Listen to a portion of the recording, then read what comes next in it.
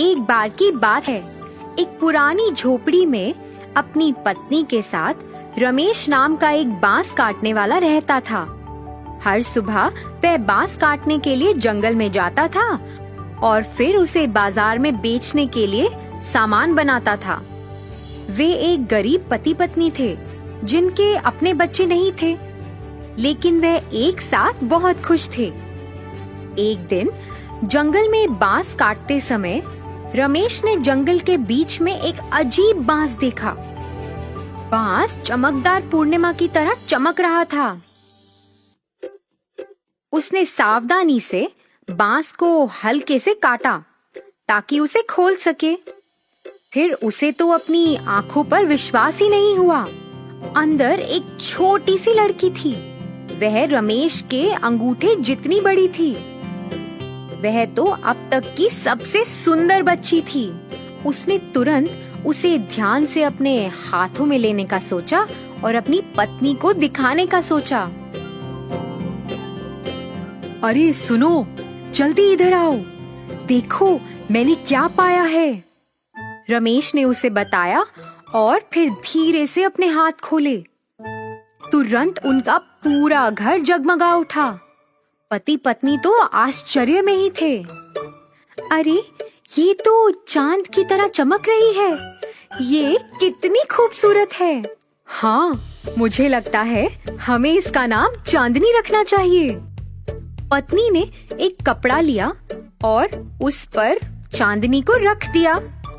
तभी खिड़की से एक नरम हवा चली और छोटी लड़की पत्नी के हाथों से उड़ गई। जब हवा बंद हो गई, वह छोटी सी लड़की एक बच्ची में तब्दील हो गई। दोनों एक दूसरे को देखकर हैरान रह गए। जल्द ही वह बहुत अमीर हो गए। उन्होंने चांदनी को एक शानदार जीवन दिया। कुछ ही समय में चांदनी सबसे खूबसूरत औरत बन गई थी। लेकिन बांस काटने वाले की और भी चिंताएं थी। गांव वाले उससे अपने घर की सबसे खूबसूरत लड़की के बारे में पूछते रहते थे। एक रात जब चांदनी सो गई थी तो रमेश ने अपनी पत्नी से बात की। उसने उससे कहा कि वह हमेशा तो घर पर नहीं रह सकती है। अब शादी तो उसकी करानी होगी। अगले दिन रमेश ने अपनी बेटी से उसकी शादी के बारे में पूछा। उसने उसे कहा कि नौजवान शादी करना चाहते हैं और कई लोगों ने उसका हाथ भी मांगा है। नहीं पिताजी, मैं आपके बिना नहीं रह सकती। मुझे आप अपने से दूर क्यों भेज रहे हैं पिताजी? अरे मेरी प्यारी बच्ची, मैं भी तुम्हारे बिना नहीं रह सकता हूँ, लेकिन अब तुम हमेशा तो इस घर में ऐसे नहीं रह सकती हो ना। मैं तुम्हें कभी भी अपनी मर्जी के खिलाफ शादी करने के लिए मजबूर नहीं करूँगा, लेकिन कम से कम तुम उन नौजवानों से मिल तो लो। चांदनी अपने पिता से बहुत प्यार करती थी और उन्हें ना नहीं कह सकी। अगले दिन 5 युवा चांदनी को देखने के लिए आए। वह सभी उससे अपनी नजरें हटा ही नहीं सके। वह इतनी खूबसूरत जो थी। चांदनी उन्हें देखती रही, मगर वह खुश तो नहीं थी। उसने अपनी बातों से कोई उत्साह नहीं दिखाया। मैं चाहती हूँ आप सभी अलग अलग जगह जाएं और ये चीजें प्राप्त करके मेरे पास लाएं। मैं केवल उसी से शादी करूंगी जो मेरी मांगों को पूरा करे। पहले युवा को चांदनी ने एक साधु से पत्थर का बना एक कटोरा लाने को कहा, जो चांदनी से भी ज्यादा चमके।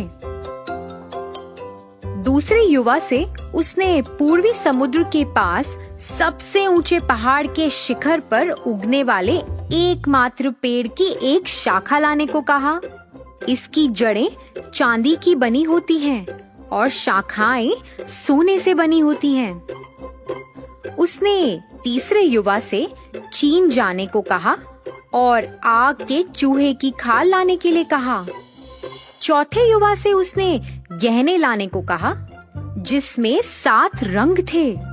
यह तो एक अजगर के सिर पर पड़ा था। आखिरी युवा को उसने एक चिड़िया लाने को कहा जिसके पेट में एक शंख है।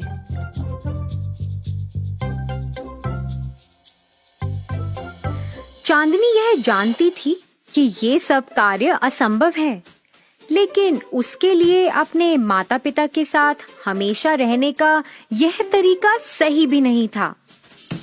ऐसे ही कुछ हफ्ते बीत गए।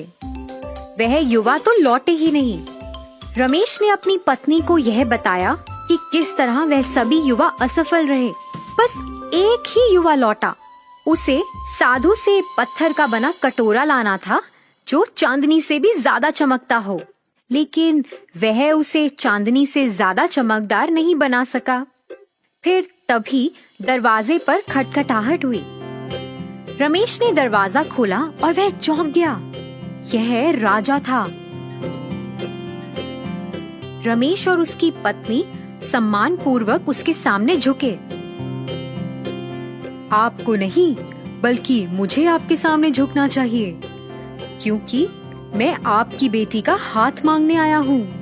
मैंने उन चीजों के बारे में सुना है जो उन्होंने मांगी हैं, और मैं उनसे बात करना चाहता हूँ और यह पता लगाना चाहता हूँ कि आपके आशीर्वाद से मेरे लिए उसके पास क्या कार्य हो सकता है।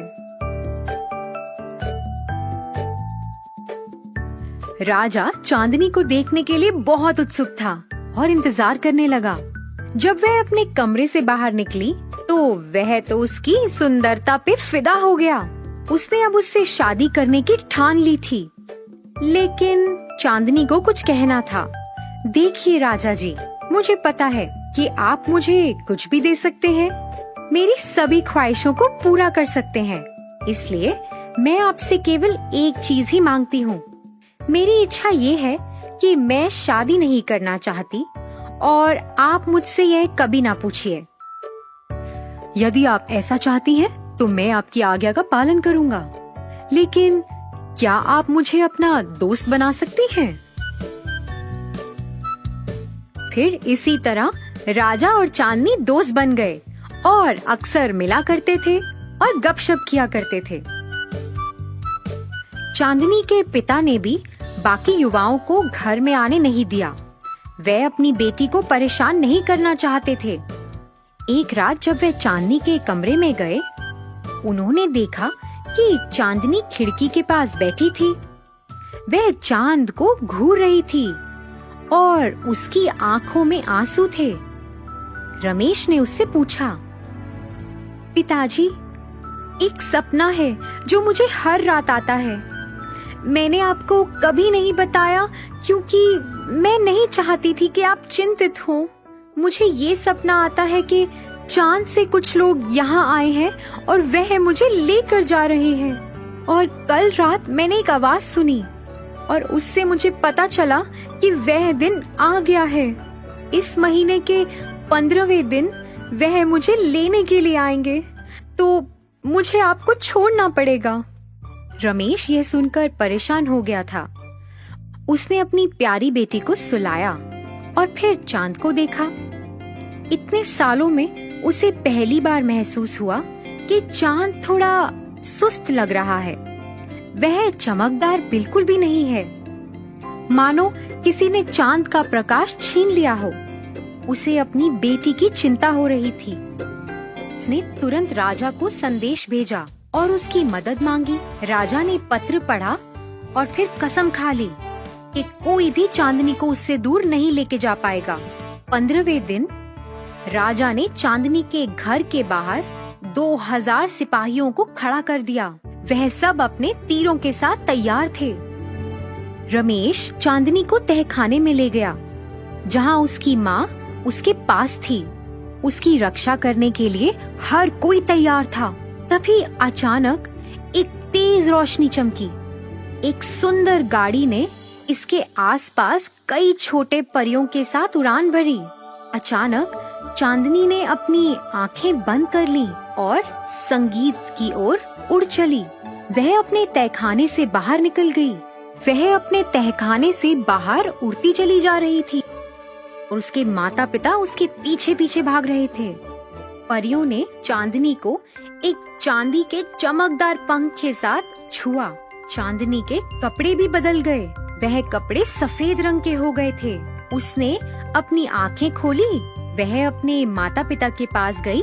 पिताजी, आपने मेरी इतनी देखभाल की है, लेकिन अब मुझे अपना कर्तव्य निभाना होगा।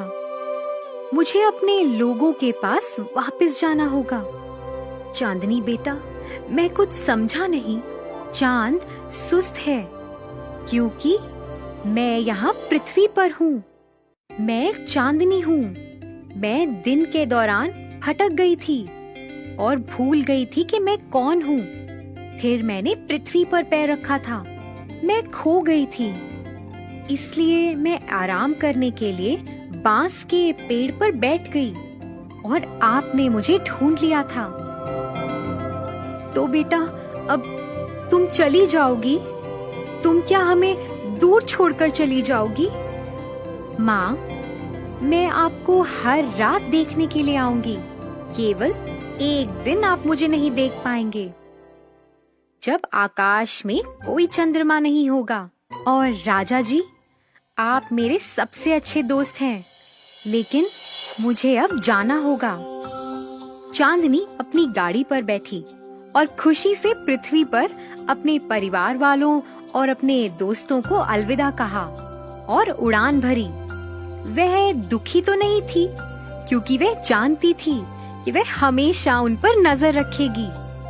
रमेश और उसकी पत्नी ने अपने आंसू पोंछे और सुंदर चांद को देखा। राजा ने भी कभी भी किसी से शादी नहीं की। हर रात वह चांद को घंटों तक घूरता रहता और अपने प्यार को देखकर मुस्कुराता रहता। रमेश ने अपने बड़े घर को छोड़ दिया और वापस अपनी झोपड़ी में चला गया।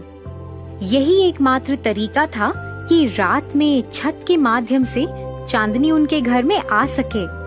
बांस काटने वाले और उसकी पत्नी ने अपना जीवन शांति से व्यतीत किया।